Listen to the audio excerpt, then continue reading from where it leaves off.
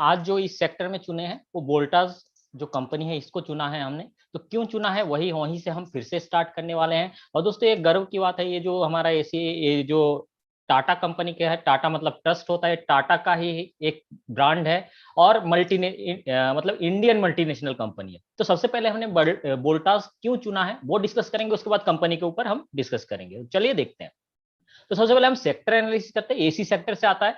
इसमें यदि देखेंगे कुछ ही कंपनी है। पहले इलेक्ट्रॉनिक्स कंज्यूमर जो सेक्टर था, सेबी ने बीएसई ने इसको अलग कर दिया। अभी एसी सिर्फ एसी का ही सेक्टर बना दिया। पहले इसमें हमारा हेवल्स भी आता था, बट उसको अलग कर दिया है। और इस अभी मतलब पर्टिकुलर एसी जो सेक्टर है उसमें अभी कम कंपनीज है, पहले इसमें काफी कंपनीज थे। तो यहाँ पे यदि पर्टिकुलर एसी में ही देखे तो हमारा एसी में देखिए वोल्टास जो है इसका जो मार्केट शेयर है वो कितना है, लगभग 58% का है। और अभी मार्केट कैप कितना है, 31,000 करोड़ का, लगभग 32,000 करोड़ का मार्केट कैप है। उसके बाद यदि देखेंगे अंबर, देन ब्लू स्टार, फिर हिताची, ये कुछ नामी कंपनी है जिसमें से यदि देखेंगे वोल्टास टॉप है, टॉप पे वोल्टास है जिसको सबसे ज्यादा मार्केट कैप मिला हुआ है। सेल्स के मामले में देखेंगे तो सेल्स के मामले में भी 8,000 करोड़ का सेल्स करती है। और यदि बाकी सब कंपनी देखेंगे इसके नीचे ही आता है, तो यहाँ पे भी वोल्टास टॉप पे है। देन हम देखते हैं प्रॉफिट। तो प्रॉफिट देखेंगे तो प्रॉफिट भी 506 करोड़ का प्रॉफिट कर रहा है, इसके आसपास कोई भी कंपनी नहीं है। जितने यदि बड़े बड़े नाम देखेंगे आप, हिताची हो गया, ब्लू स्टार हो गया, एम्बर, ये सब इसके पास भी नहीं है। तो यहाँ पे भी लीडर कौन सा है, हमारा वोल्टास। देन हम देखते हैं नेट प्रॉफिट मार्जिन, यहाँ पे भी इसके आसपास कोई भी नहीं है। 8.22% का नेट प्रॉफिट मार्जिन है। और बाकी सबका देखेंगे 1-2%। अभी मैंने एक लास्ट कंपनी जो अभी डिस्कस किया था हमने, आईआरसीटीसी, उसमें हमने देखा था कि 20%, 24, फिर 34% तक पहुंच गया था। तो हम यही देखते हैं कि कई ऐसे सेक्टर होते हैं जहां पे कि थोड़ा मार्जिन बनाना दिक्कत वाली बात होती है। तो यहाँ पे हमें ये देख के, मार्जिन देख के थोड़ा आइडिया मिल रहा होगा कि इस सेक्टर में मतलब कोई भी नया कंपनी आके यहाँ पे टिकना उतना आसान बात नहीं, क्योंकि उनको जब प्रॉफिट ही नहीं होगा, क्योंकि मार्जिन क्या है, हमारा प्रॉफिट मार्जिन ही है, मार्जिन ही नहीं होगा तो हम क्या करेंगे, कंपनी मार्केट में कैसे टिकेगी। तो यहाँ पे भी यदि देखे तो जो हमारा वोल्टास है वो कंसिस्टेंट है, 8% के मार्जिन लेके मतलब सबसे आगे है। Then ROP, return on paid up equity, तो यहाँ पे भी देखेंगे जो हमारा पेड अप इक्विटी है उसके टर्म्स में कितना गुना प्रॉफिट आज कमा पा रही है। तो यहाँ पे देखेंगे वोल्टास 15 टाइम्स और बाकी सब उसके नीचे है। तो यहाँ पे भी लीडर बन के कौन निकल रहा है, हमारा वोल्टास। देखते हैं आईसीआर। तो आईसीआर इंटरेस्ट कवरेज रेशियो, या फिर हम इसको बोले डेट पेइंग कैपेसिटी, तो 31 टाइम्स ज्यादा पे कर सकते हैं, मतलब जितना इंटरेस्ट है उसका 31 गुना पे कर सकते हैं। ऑलमोस्ट डेट फ्री कंपनी, ये हमारा डेट फ्री ही कंपनी है। फिर यदि देखेंगे ये हिताची, इसका ज्यादा है क्योंकि ये मल्टीनेशनल कंपनी है, इसलिए इनके पास थोड़ा आइडिया रहता है, तो इनके पास जो डेट पेइंग कैपेसिटी ज्यादा है। बट वोल्टास भी बहुत ही अच्छा कंपनी है, डेट फ्री कंपनी है। अब आगे देखते हैं। अब ये सारे जो पैरामीटर देखा तो वहां पे कौन खरा उतरा, हमारा वोल्टास सबसे पहले निकल कर रही। तो सबसे पहले देखिए वॉरेन बफेट ने भी ये कहा है कि जो बिजनेस आपको समझ में आए सिंपली वहां निवेश करिए। हमें जैसे कि आईआरसीटीसी मैंने डिस्कस किया था, उसमें क्या है, बिजनेस में हमें कुछ नहीं, उसमें क्या है, ई टिकटिंग, मतलब रेलवे का इंटरनेट के थ्रू टिकटिंग है। फिर उसमें जो खाना आता है कैटरिंग, वो हो गया। देन उसमें है पानी, ये भी हमें समझ में आता है कि बिजनेस क्या है, एकदम सिंपल है। वोल्टास में भी एकदम सिंपल बिजनेस है। क्या है ये, एयर कंडीशनिंग, मतलब एसी बेचते हैं, देन एयर कूलर बेचते हैं, फिर एयर प्यूरिफायर आज आ गया। फिर यदि देखेंगे डीप फ्रीजर, रेफ्रिजरेटर, ये सारे प्रोडक्ट जो है कुल मिला के वोल्टास बनाती है। और वो हर पहले एसी में ही बस था, स्पेशली एसी, बट धीरे धीरे सारे प्रोडक्ट में आ गया। एयर प्यूरिफायर हो गया, वाटर कूलर हो गया, फिर air purifier, water cooler, then हमारा एसी और डीप फ्रीजर, रेफ्रिजरेटर, उसमें भी ये काम कर रही है। तो सिंपल सा बिजनेस, एकदम सिंपल है, हमें समझ में आता है कि हर घर में यूज होने वाला है। अभी मैं अपनी ही बात करूं, हमारे आसपास मतलब जितने साथ के दोस्त हैं, पहले मैंने देखा जब जॉब स्टार्ट किया था तो मतलब किसी के घर में एसी नहीं था, बट अभी यदि देखे तो हर किसी के घर में एसी लगा हुआ है। ऑफिस में मैं जब आया था तो ऑफिस में भी मतलब कुछ कुछ रूम्स में एसी थे, बट आज यदि देखे तो मतलब हर रूम्स में यहाँ पे एसी लग गए हैं। तो कहीं ना कहीं आने वाले समय में हम देखेंगे कि एसी वाला जो ये सेक्टर है ये बहुत ज्यादा ग्रोथ मिलने वाला है। क्या होता है कि जो हमारा पर कैपिटा इनकम है, मतलब हमारा जो इनकम है हर साल क्या हो रहा है, इंक्रीज होता जा रहा है। अब यदि देखिए 1.8 लाख के लगभग हमारा इनकम है, वो आने वाले समय में और बढ़ेंगे। जैसे जैसे लोगों की इनकम बढ़ती है दोस्तों, लिविंग ऑफ स्टैंडर्ड भी बढ़ते हैं। तो कहीं ना कहीं एसी भी क्या है, आजकल जैसे गर्मी भी बढ़ रहा है तो हर जगह देखेंगे कि लोग बाग एसी, मतलब पैसा होगा जब जब ज्यादा कमाएंगे तब तो खर्च करेंगे। तो यहाँ पे वोल्टास के साथ वही है, एसी वाले में टॉप कंपनी है, तो इसको कहीं ना कहीं इस चीज का फायदा मिलेगा। सिंपल बिजनेस है और हमें समझ में आता है, और भारतीय कंपनी है, सिंपल से और कुछ नहीं। अब आते हैं इसका कंपनी एनालिसिस करते हैं। देखिए पिछले कुछ सालों में, पिछले यदि देखें 2003 से लेकर 2022 तक, तो 2003 में कितना करती थी, 1182 करोड़ का सेल्स करती थी, और वही आज सेल्स कितना कर रही है, 8000 करोड़ का सेल्स। मतलब जबरदस्त सेल्स किया, यहाँ पे जबरदस्त सेल्स ग्रोथ है, कितने परसेंट के, 11% के CAGR से। तो देखिए यहाँ पे कहीं ना कहीं अभी इस जो ये जो सेक्टर है, इसमें पेनिट्रेशन बहुत कम है। आने वाले समय में हम देखेंगे जो यहाँ पे 11% का CAGR है, ये और इंक्रीज होगा। मतलब हम ये मान के चलते हैं कि ये 11% है, यहाँ से 12 से 15% तो इजीली कंजर्वेटिव हमें मिल जाएगा ग्रोथ। देन प्रॉफिट में देखते हैं, तो प्रॉफिट में 17% का CAGR है। बट यहाँ पे यदि देखेंगे, जैसे कि हमने देखा था कि मार्जिन कम है इस सेक्टर में, तो सॉरी, मार्जिन कम है, तो मार्जिन कम होने के कारण यहाँ पे आप देख पा रहे हैं कि कई साल क्या हुआ, इनका प्रॉफिट जो है डाउन हुआ।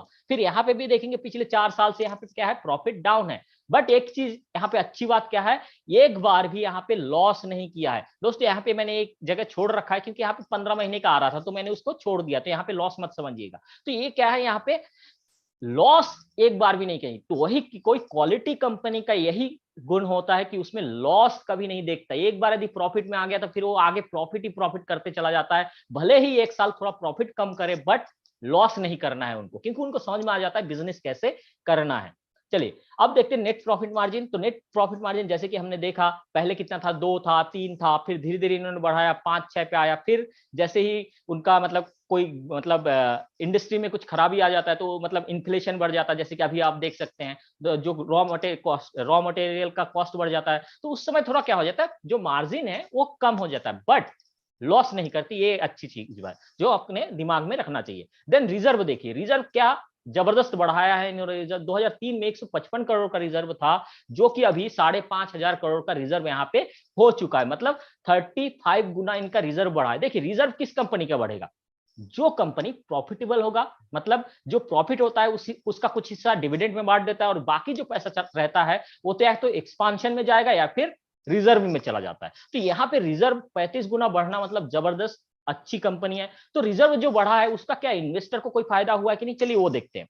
तो अब चार्ट के थ्रू समझने की कोशिश करते हैं। तो यहाँ पे देखिए, इसमें यदि देखेंगे आप, यदि आप 19 साल पहले 1 लाख रुपए निवेश किए होते तो 2 करोड़ रुपए अभी बन जाते इस भाव के, जो भाव चल रहा है इसके आसपास। और यदि इसका हाई प्राइस देखें, लगभग 2.5 से 3 करोड़, 2.25 करोड़ यहाँ पे बन जाता है, यदि हाई प्राइस से कैलकुलेट करूं, यदि जो पहले 19 साल पहले। तो दोस्तों जैसे कि हमारा जो मेन उद्देश्य है वेल्थ क्रिएशन, तो वेल्थ क्रिएशन के लिए आपको थोड़ा सा पेशेंस रखना पड़ेगा। ऐसा नहीं कि आज मैंने निवेश किया, 1 साल यदि प्रॉफिट थोड़ा डाउन हुआ मैं शेयर बेच के निकल जाऊं, नहीं। अच्छी कंपनी में आपको इसी तरह बने रहना होगा, 10 साल, 20 साल, 25 साल, तब जाके आपका अच्छा वेल्थ क्रिएशन होगा। यहाँ पे 1 लाख रुपए दोस्तों, आज के यदि आज से 10 साल बाद भी, यदि 10-20 साल बाद भी 1 लाख यदि आपका 2 करोड़ 3 करोड़ बनता है तो कोई बुराई नहीं है दोस्तों। तो उसके लिए आपको 10-20 साल 25 साल निवेश करते रहना पड़ेगा, लगातार निवेशित रहना पड़ेगा। ठीक है, यहाँ से हमें ये समझ में आता है। चलिए अब देखते हैं हिस्टोरिकल ग्रोथ कैसा रहा। तो हिस्टोरिकल ग्रोथ देखेंगे तो 19 साल का सेल्स ग्रोथ लगभग 11%, प्रॉफिट ग्रोथ लगभग 16%, 17% के आसपास। यदि 10 साल का देखें 4% का सेल्स ग्रोथ, और प्रॉफिट ग्रोथ 12% के लगभग। लेकिन पिछले 5 साल में देखेंगे तो सेल्स ग्रोथ ज्यादा नहीं है, और जो प्रॉफिट ग्रोथ है वो नेगेटिव है। नेगेटिव का मतलब लॉस नहीं है, लेकिन वो थोड़ा कम हुआ है। जैसे कि हमने चार्ट में अभी देखा था कि जो प्रॉफिट है कभी कम होता है फिर बढ़ जाता है, फिर कम होता है फिर बढ़ जाता है, जैसे कि हमने देखा कि मार्जिन कम है जिसके चलते। और 1 साल का यदि ग्रोथ देखेंगे 5% का लगभग सेल्स ग्रोथ है, और प्रॉफिट जो है नेगेटिव है। तो यहाँ पे थोड़ा सा प्रॉफिट जो है वो वॉलेटाइल है। तो इसका कैसे एस्टिमेशन करेंगे, जैसे कि हमने आईआरसीटीसी का किया था वैसे ही करेंगे। अब करंट ट्रेंड थोड़ा सा देख लेते हैं। तो करंट ट्रेंड में देखिए सेल्स क्या हुआ, H1 में था 19%, फिर कितना हुआ 9 मंथ में डाउन हुआ 7%, फिर 5%, फिर Q1 में अभी लेटेस्ट रिजल्ट 50% का ग्रोथ है। तो दोस्तों क्या हम 50% का ग्रोथ क्यों है, क्योंकि हमने देखा जो कोविड का समय था उस समय माल कम बिके थे, जो एसी है कम बिका था, तो उस समय जो बेस है वो लो है और अभी का क्या है हाई है। अभी लो है और अभी उससे ज्यादा सेल करा है, तो क्या हो रहा है यहाँ पे ग्रोथ बहुत ज्यादा दिख रहा है। इसी तरह यदि देखेंगे प्रॉफिट में भी वही 41% का H1 में था, फिर कम हुआ, 11% हुआ, फिर -4%, फिर देखेंगे अभी जो लेटेस्ट आया है वो क्या है, -9%। मतलब यहाँ पे 10% हम बोल सकते हैं कि -10% का डी ग्रोथ है प्रॉफिट में, मतलब प्रॉफिट डाउन हुआ है Q1 में। तो यहां से हमें क्या समझ में आता है दोस्तों, यहां से ये समझ में आता है कि हमारा जो प्रॉफिट सेल्स है वो तो जबरदस्त बढ़ रहा है, लेकिन जो मार्जिन कम होने के कारण प्रॉफिट थोड़ा डाउन हो रहा है। तो ये चीज आप यहाँ पे ये सोचिए, कोई दूसरा कंपनी है जो छोटा कंपनी है, जो प्रॉफिट कमाने में ही प्रॉफिट ही नहीं कर पा रही, वो ऐसे समय में जब ये कंपनी स्ट्रगल कर रही है अभी, मतलब जैसे प्रॉफिट डाउन दिख रहा है, तो जो छोटी छोटी कंपनी होंगे उनका क्या हाल होगा, वो तो लॉस में चल रही है। लेकिन ये लॉस में नहीं है, प्रॉफिट डाउन भले ही हुआ लेकिन लॉस में अभी तक नहीं हुआ है। तो यहाँ पे हम क्या एक्सपेक्ट करेंगे दोस्तों, यहाँ से जैसे 50% का हमारा सेल्स है तो हम लगभग 20% का सेल्स ग्रोथ लेंगे, और प्रॉफिट अभी नेगेटिव है तो हम यहाँ पे क्या करेंगे, मार्जिन का फंडा लेके चलेंगे। जैसे 4% का मार्जिन है तो हम इस साल के लिए 4 से 5% मार्जिन कंसीडर करेंगे, और अगले साल से क्या करेंगे, लगभग 6% के आसपास मार्जिन का मार्जिन लेके ही हम प्रॉफिट कैलकुलेट करेंगे। तो ये चीज है, ये चीज आपको ध्यान रखना है। तो हमने 20% का सेल्स ग्रोथ लिया है, तो उसके हिसाब से इस साल का क्या होता है, और जो लॉन्ग टर्म ग्रोथ लिया है दोस्तों 12% का लिया है। जैसे कि हमने देखा कि इसमें 11% के लगभग सीएजीआर ग्रोथ था पिछले 19 साल का, तो हमने यहाँ पे 12% कंजर्वेटिव लेके चल रहे हैं। लेकिन जैसे जैसे इनकम बढ़ेगा इस सेक्टर में भी बूम आएगा, और आने वाले समय में हम देखेंगे 15% तक भी ये ग्रोथ जा सकता है, और जाएगा ही। अब सेल्स देखिए कितना है, 8,000 करोड़ पिछले साल का सेल्स है, और अभी इस साल का मतलब 2023 के लिए हमारा जो एस्टिमेशन है वो है 9,700 करोड़ का लगभग सेल्स आएगा, और 2035 का लगभग 30,000 करोड़ के आसपास सेल्स होगा। अब प्रॉफिट देखिए, प्रॉफिट कितना है, 506 करोड़ का प्रॉफिट है, और हमारा जो एस्टिमेशन है इस साल का वो है 480 करोड़ के लगभग प्रॉफिट होगा। 2035 का 2,000 करोड़ के लगभग प्रॉफिट होगा। इसी तरह यदि जैसे प्रॉफिट डाउन हुआ तो ईपीएस भी डाउन होगा। तो ईपीएस यदि आप देखेंगे यहाँ पे, तो ईपीएस कितना है हमारा, जो यहाँ पे पिछले साल का 15.2 ईपीएस है, और जो ट्रेल ईपीएस है वो हमारा है 14.84 का है। ट्रेल ईपीएस मतलब पिछले 12 महीने का, और जो हमारा फॉरवर्ड ईपीएस है वो आ रहा है 14.5।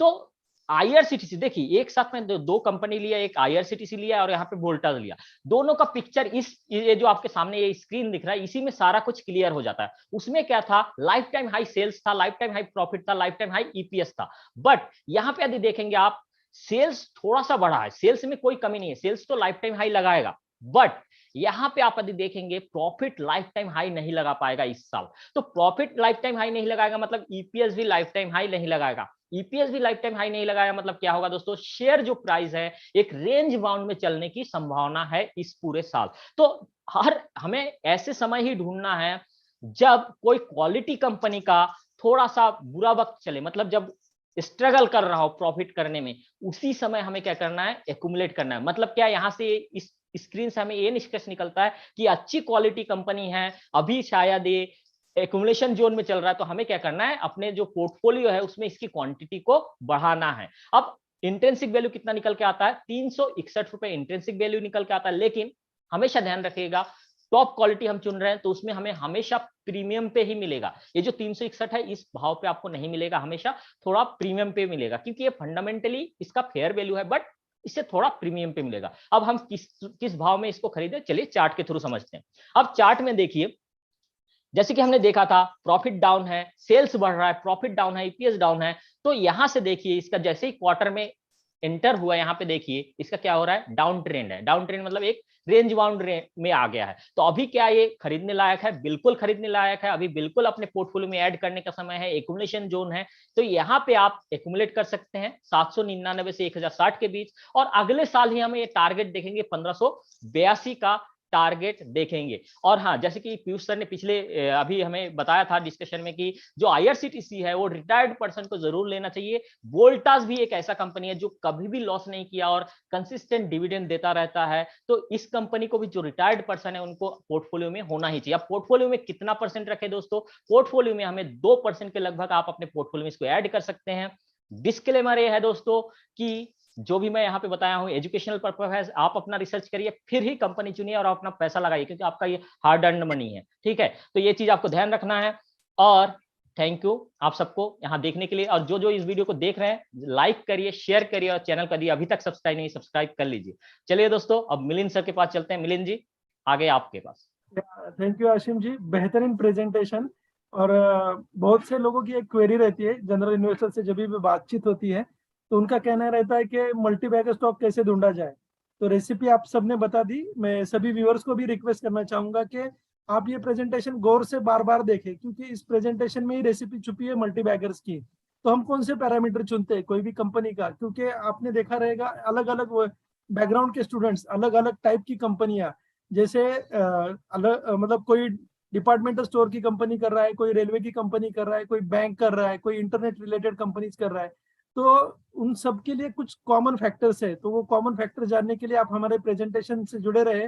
और सबसे इम्पोर्टेंट चीज ये देखें कि Q1 का जो अभी अगला हमारा लास्ट एपिसोड है 18 सितंबर 2022, तो उसमें जो हमारे लास्ट प्रेजेंटेशन 4 जो प्रेजेंटेशन रहेंगे, उसमें विजय सर हमारे इंडिगो पे प्रेजेंटेशन करेंगे, अनिल पाल सर डिविज लैब पे एक बेहतरीन और नई कंपनी और नए तरीके का बिजनेस एनालाइज करेंगे हमारे doctor Shahid Jack from Prayagraj UP, and Ruchi Soya जो एक कॉम्प्लिकेटेड कंपनी थी, जो शुरू में कभी लॉस मेकिंग थी, फिर पतंजलि की एंट्री हो गई, काफी सारी उल्टा पुलट हो गई ये कंपनी में।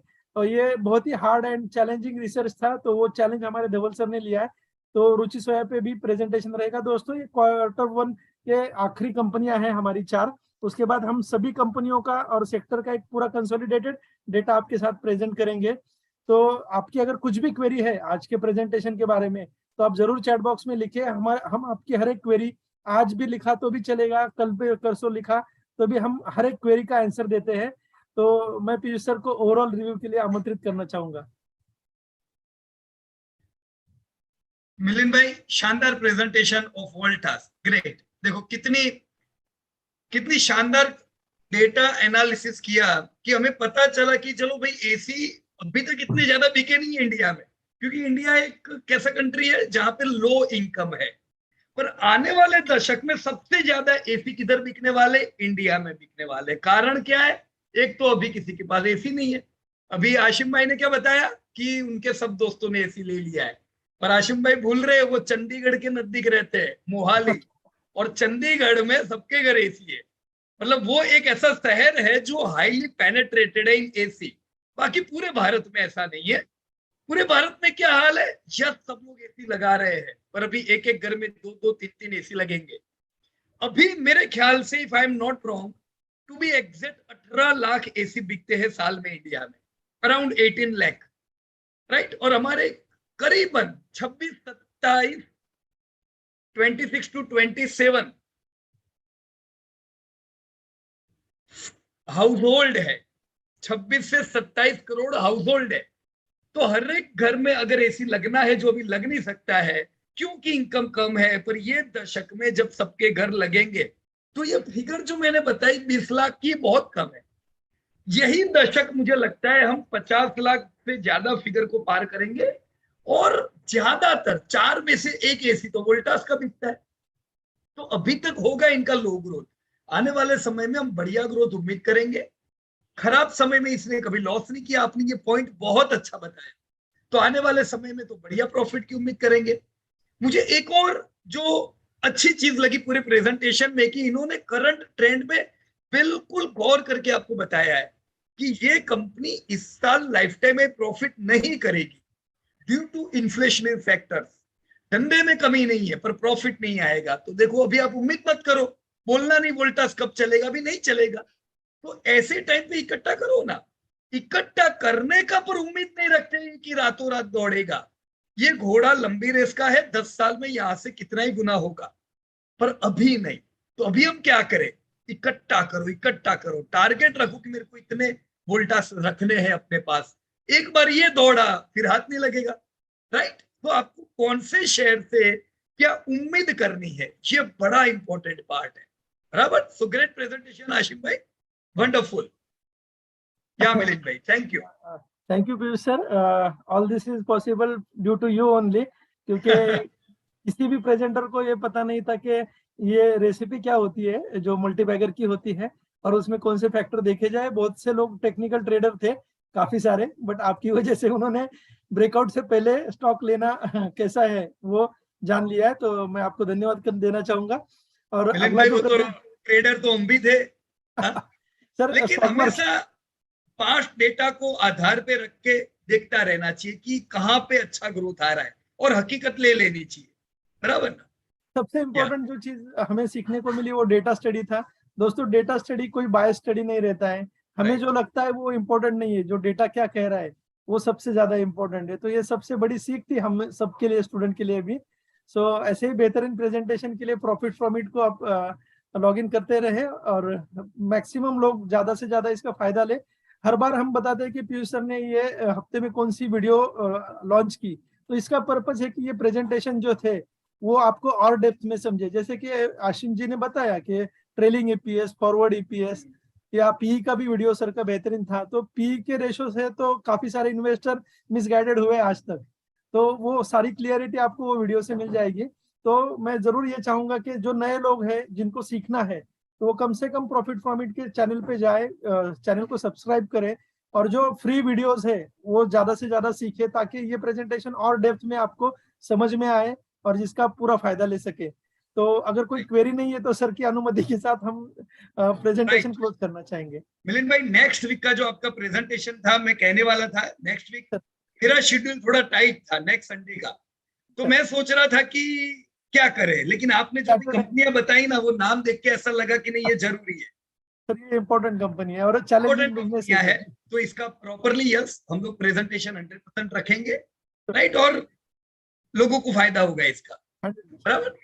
तो मेरे ख्याल से लाइव मीटिंग में भी हमने काफी क्वेरी तो जवाब दे दिए हैं, लेकिन just let me check if I have miss something, right. Ashim भाई, Voltas is consumer durable and या बिल्कुल सही बात है अशोक भाई आपकी कि वोल्टास का ग्रोथ जोरदार, मतलब कंज्यूमर ड्यूरेबल का डेटा ये कहता है कि ग्रोथ बढ़िया है, पर प्रॉब्लम किधर है? इन्फ्लेशन, प्रॉफिट खा गया, राइट ना। तो ग्रोथ तो बढ़िया ही रहेगा पर प्रॉफिट अभी अफेक्टेड, राइट।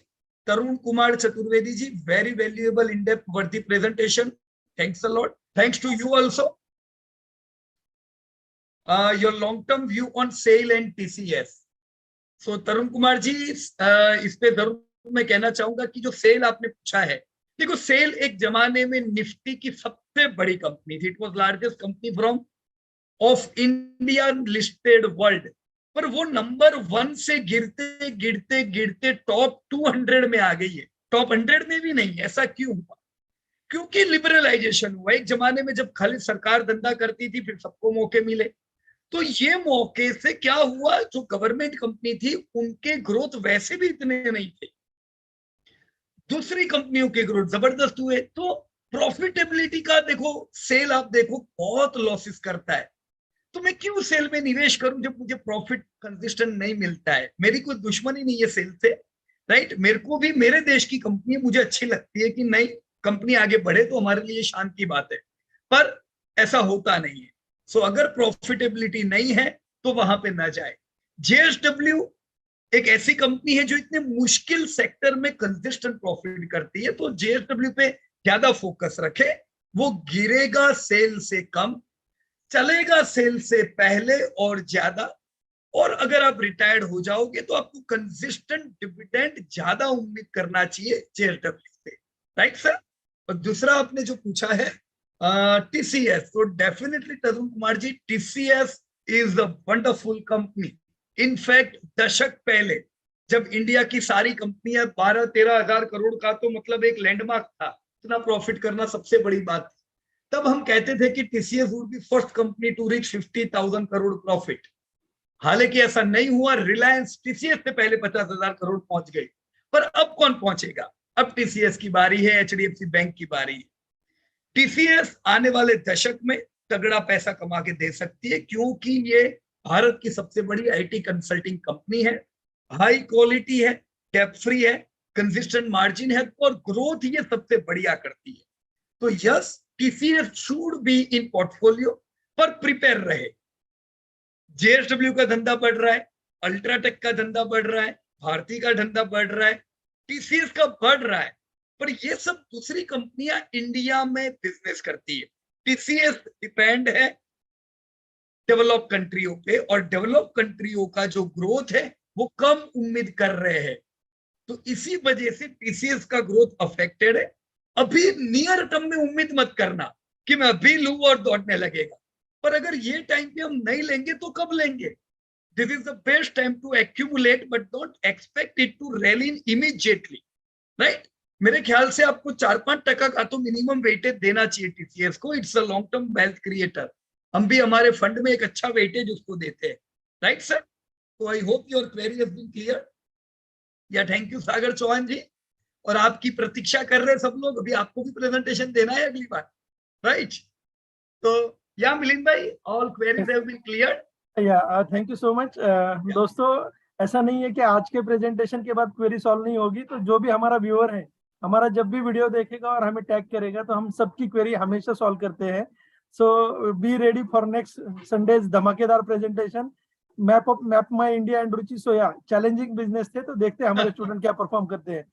धन्यवाद सर. थैंक यू मिलिंद भाई. अपने जब उसका एफपीओ आया था तभी हमने उसको रिकमेंड किया था कि भाई दुनिया कुछ भी बोले पर पतंजलि में पैसा डालना है, राइट? और अभी देखो एफपीओ से मेरे ख्याल से अभी 6-7 महीने हुए डबल हो गया. पर long term view highly positive रहे ऐसी सारी कंपनियों के. तो लोग क्या कहते हैं उसकी चिंता ना करें. लोगों की सुनेंगे तो पोर्टफोलियो नहीं बनेगा, राइट? और लास्ट चीज मैं बता दूं सबको, ये टिप देने की चैनल नहीं है. ये मत सोचना यहाँ से टिप मिल रही है. हमने एजुकेशन पर्पस, और कौन से तरीके से हम बोलो हम एजुकेट करें लोगों को, और कोई तरीका नहीं है. तो हमको कंपनियां बतानी पड़ती है. बाकी इसको टिप मत समझिएगा. आप अपने हिसाब से स्टडी कीजिएगा, फिर ही डिसीजन लेने का. लाइफ में किसी की नहीं सुनने की, हमारी भी नहीं सुनने की. खुद देखो और फिर आगे एक्शन लो, राइट? या मिलिंद भाई कुछ कह रहे थे आप? यस, प्रॉफिट फ्रॉम इट का हमारा टारगेट ही है कि जब हमारे पास स्टूडेंट आता है तो हम कभी ये नहीं सोचते कि हमारे ऊपर डिपेंड रहे. हम ये सोचते हैं कि 4-6 महीने में ये स्टूडेंट खुद का खुद रिसर्च करे, खुद का खुद पोर्टफोलियो मैनेज करे, ना हमारे ऊपर ना किसी के ऊपर डिपेंड रहे. तो इसी है पर्पज के साथ चलते हैं. और आप जैसे देख रहे हो कि हमारे ये सभी स्टूडेंट जो खुद प्रेजेंट कर रहे हैं, तो वो क्या किसी की सलाह लेते रहेंगे? उनका खुद का डेटा रिसर्च इतना बढ़िया रहता है, तो वो किसी की नहीं सुनते, वो डेटा की सुनते हैं सिर्फ. सो ऐसी बेहतरीन गाइडेंस के लिए मैं profit from it, use sir, चिंतन सर और पूरी टीम का धन्यवाद देना चाहूंगा.